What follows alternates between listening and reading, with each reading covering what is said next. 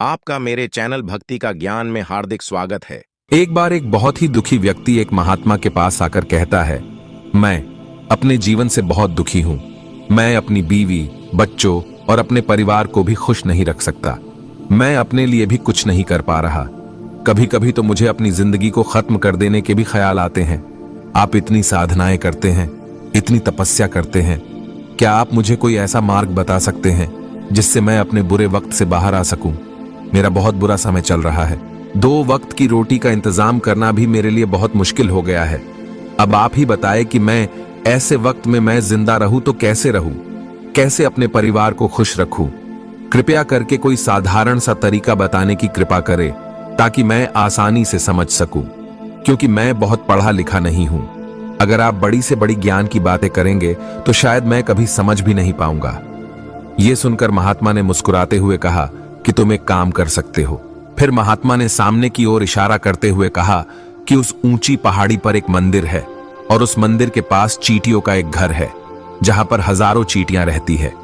तुम्हें सुनने में बड़ा अजीब लगेगा, लेकिन वो चींटियां उस मंदिर की जमीन को खराब कर देती है, उस मिट्टी की उपजाऊ शक्ति को खत्म कर देती है, जिसके कारण वहां पर कोई भी पेड़ या कोई भी घास पनप नहीं पाती है। तुम मेरा एक काम करो, उसके बाद मैं तुम्हें तुम्हारे सवालों के जवाब दूंगा। तुम 7 दिन तक रोज उस पहाड़ी पर जाओ और उस चींटियों के घर को तहस नहस कर दो, उसको तोड़ दो। जब भी तुम्हें कोई चींटियों का घर दिखे मंदिर के आसपास तो उसे वहीं पर तहस नहस कर देना। लेकिन याद रहे, घर को तोड़ने में कोई भी चींटी मरनी नहीं चाहिए।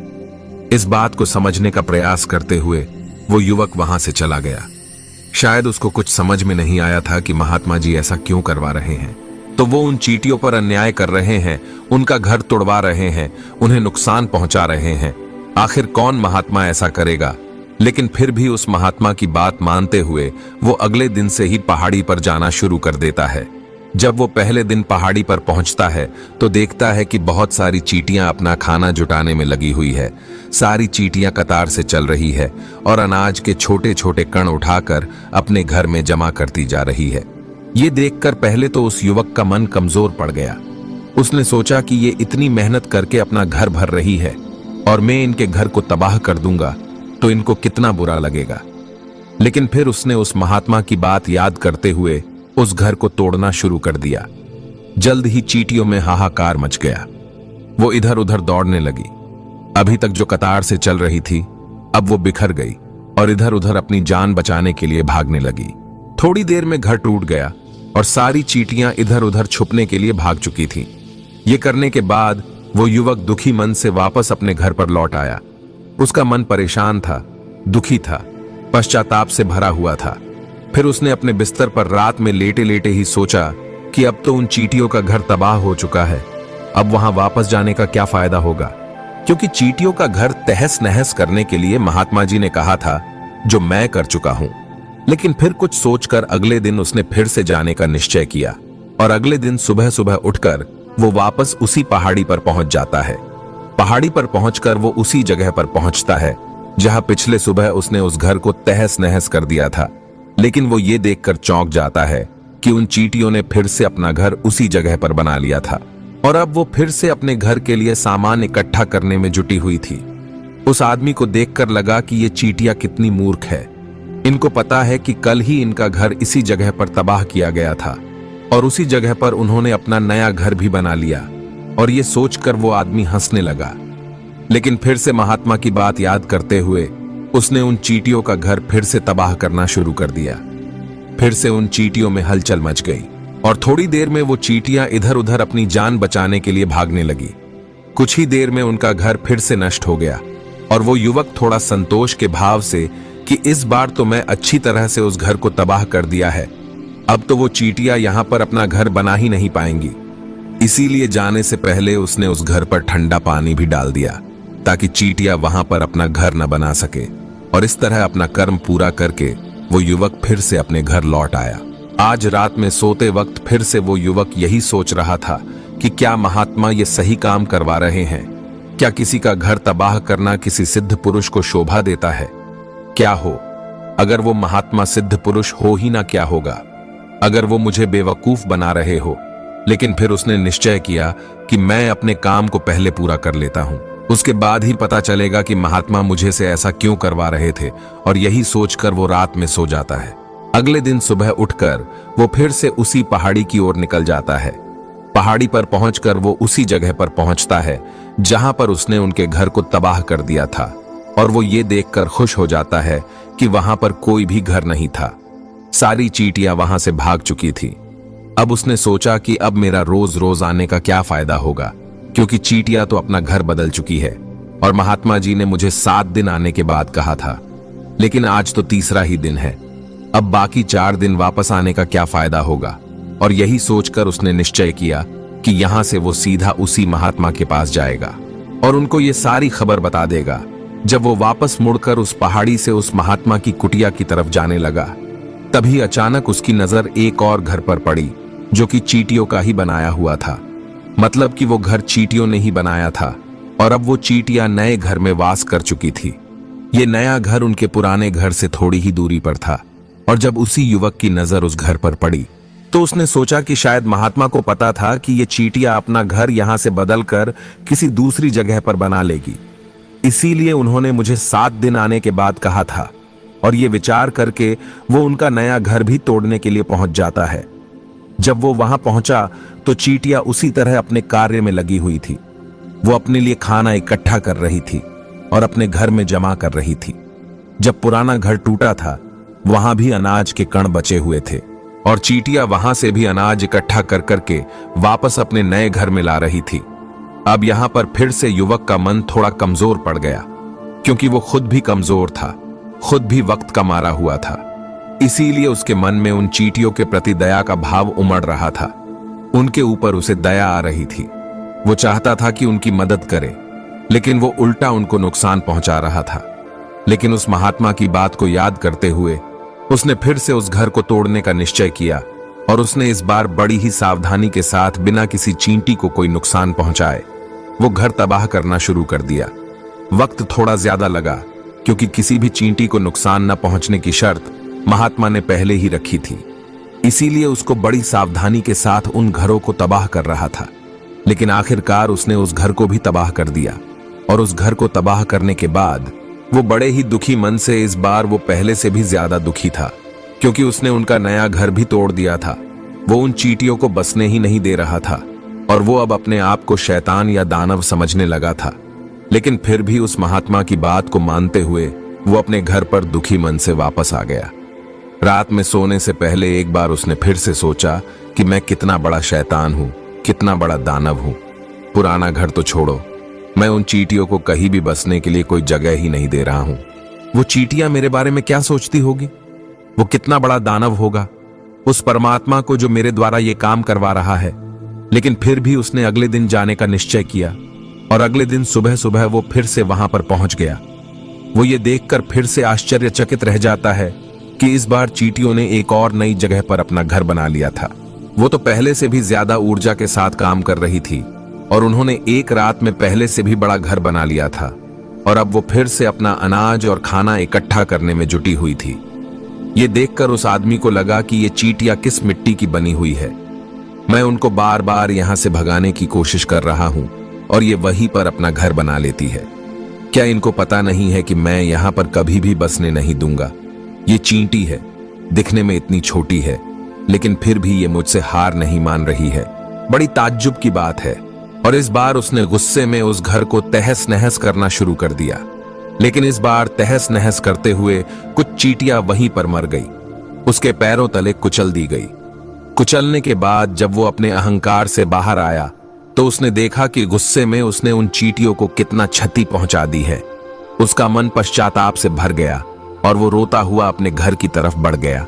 रात में सोते वक्त उसने सोचा कि मैं उन चींटियों पर बहुत ज्यादा अत्याचार कर रहा हूं, अब इससे ज्यादा अत्याचार मैं नहीं कर पाऊंगा। और यही सोचकर वो अगले दिन उन चींटियों के लिए अपने घर से थोड़ा आटा लेकर उसी पहाड़ी पर पहुंच जाता है।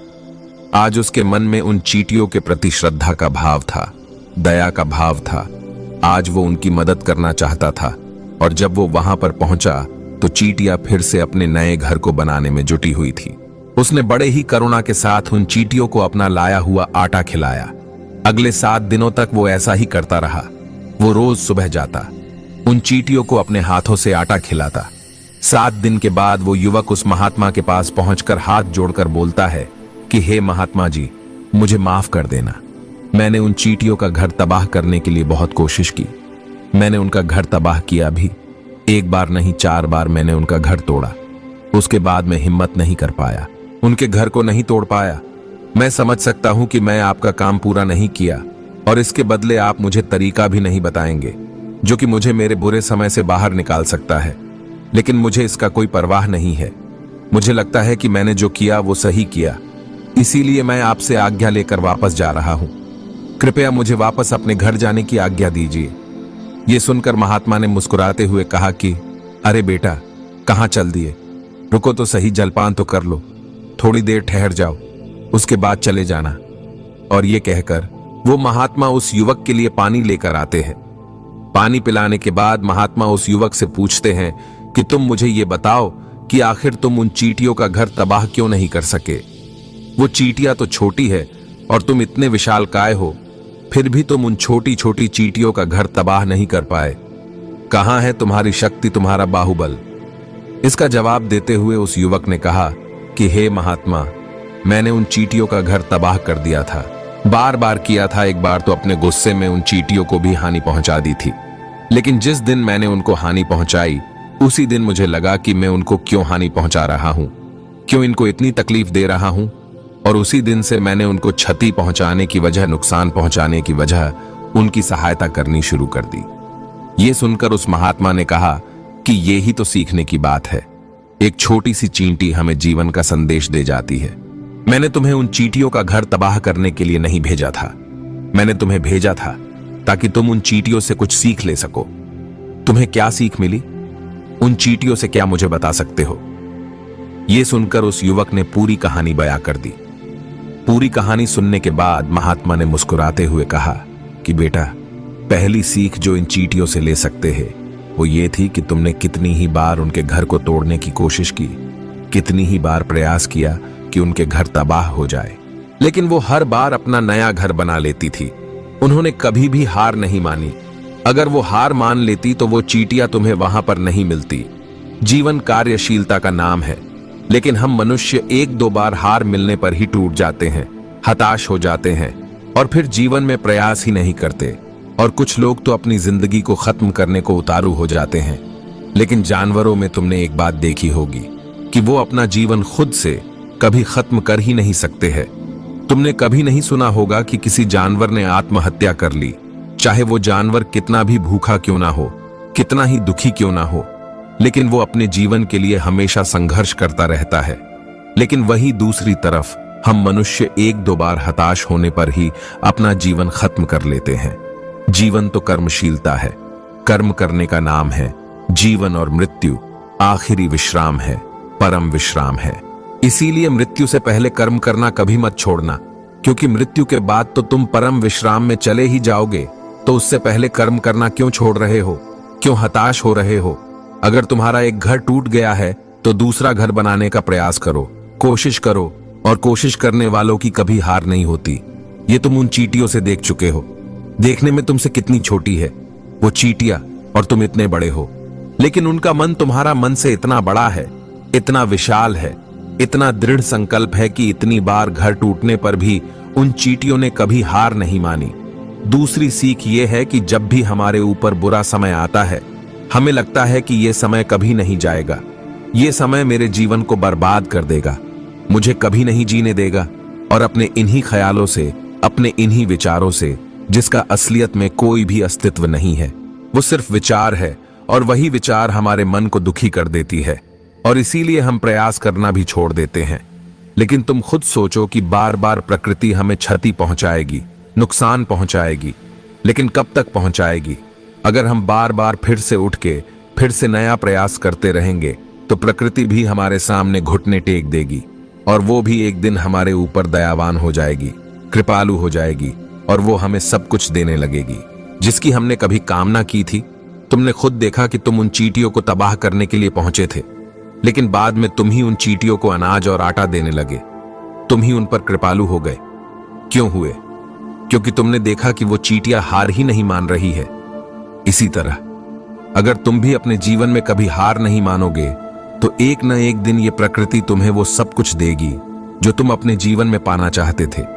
इसीलिए 2 सीख याद रखना, कर्मशीलता कार्य करते जाना, और दूसरा कि एक न एक दिन प्रकृति तुम्हारी उस कर्म का परिणाम तुम्हें जरूर देगी। तो अगर आपको ये वीडियो अच्छी लगी हो तो लाइक और कमेंट करें और मेरे चैनल को सब्सक्राइब कीजिए। आपका धन्यवाद।